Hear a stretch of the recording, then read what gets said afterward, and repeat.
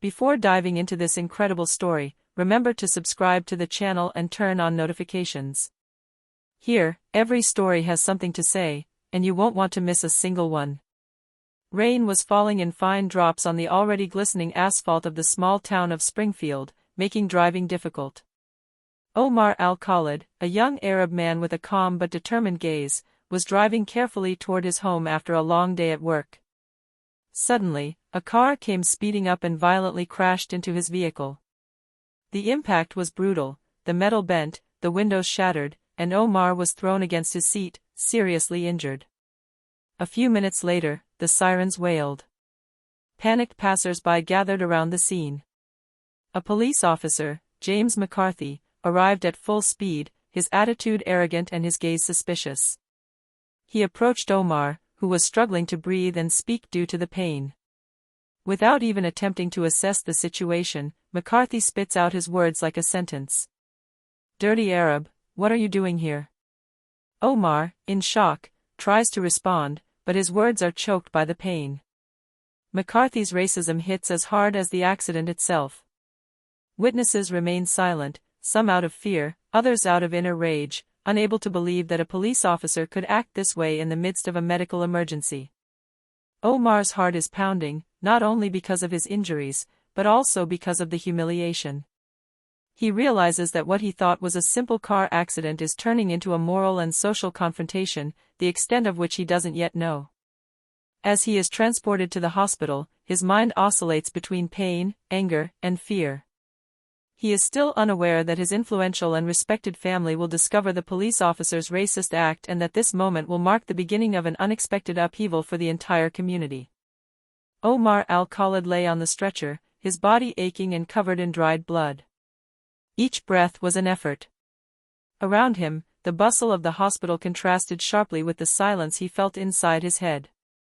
Nurses bustled about, machines beeped, but only one face remained in his mind, that of James McCarthy, the racist police officer who had insulted him at the scene of the accident. Dr. Emily Thompson, a young doctor with a firm but compassionate gaze, knelt beside him to examine his injuries. "Mr. al-Khalid, you are safe now. We will stabilize your fractures and check your other injuries. You were very lucky that the emergency services arrived quickly." Omar tried to reply, but the pain prevented him from speaking clearly. He simply looked up at her, grateful for her presence. A few minutes later, McCarthy entered the room, looking arrogant. He was holding a notebook and pen, as if to note insignificant facts while Omar's life was at stake. "Well, so, you were in the process of..." he began, but stopped when he saw Omar's burning gaze. Omar, despite his weakness, stared intently at him and murmured, "You have no idea who I am." McCarthy sneered, unable to perceive the gravity of his own attitude. "It doesn't matter who you are. You're just an Arab who had an accident."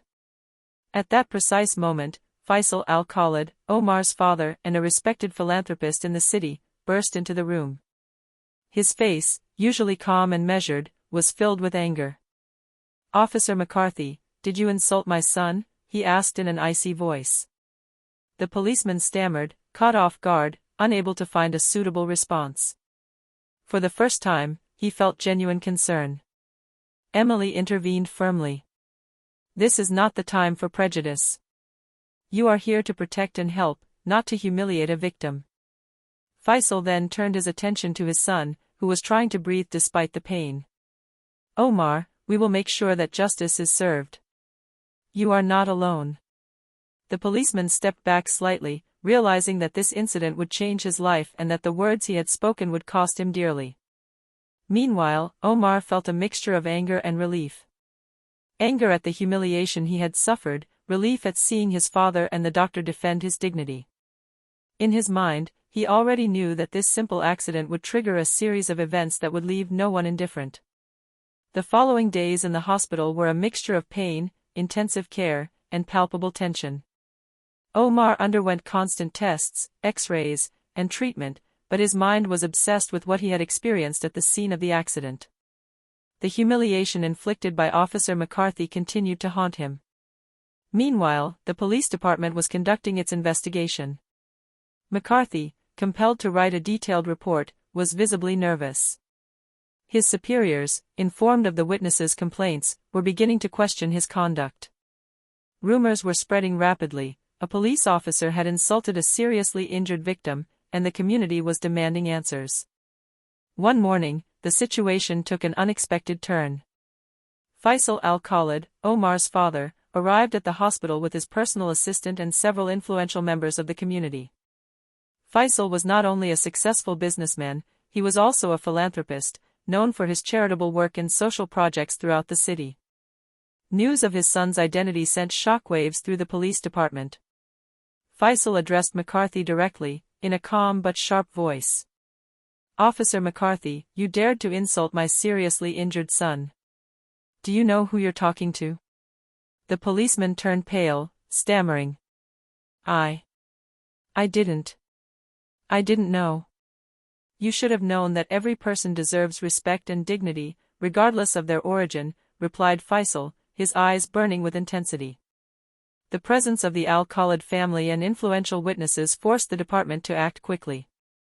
McCarthy's superiors summoned him for a disciplinary hearing.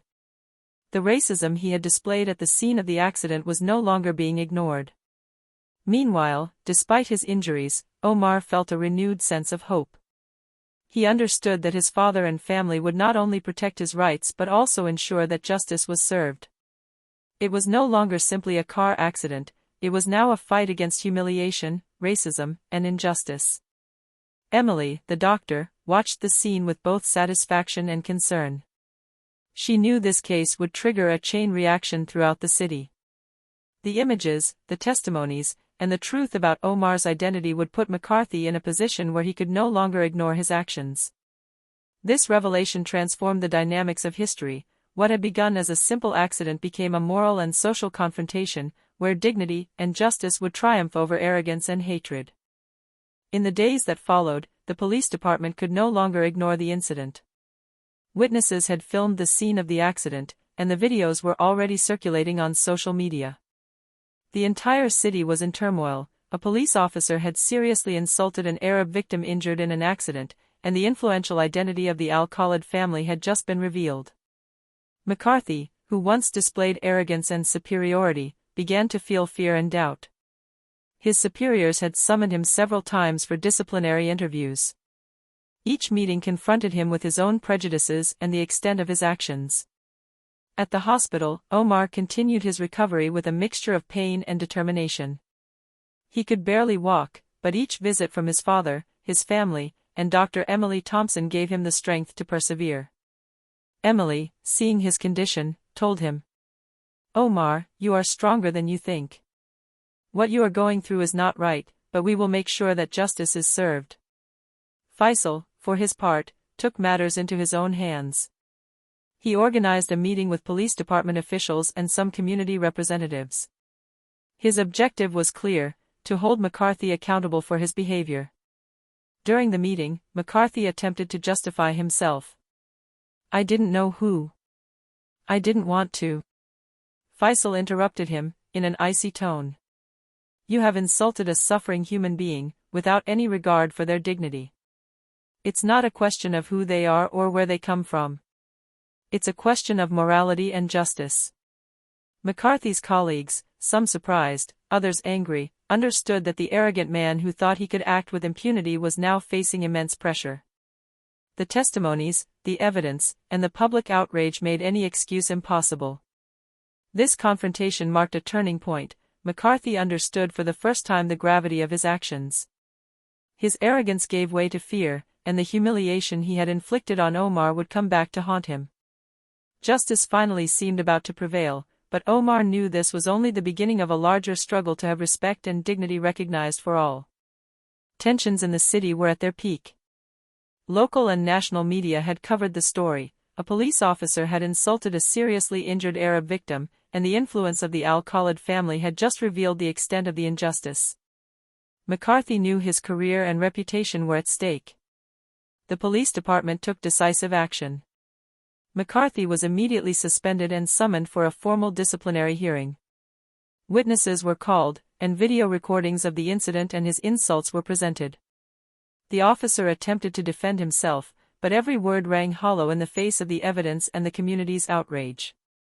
Meanwhile, Omar continued his rehabilitation. Every movement was painful, but he felt a weight lift from his shoulders.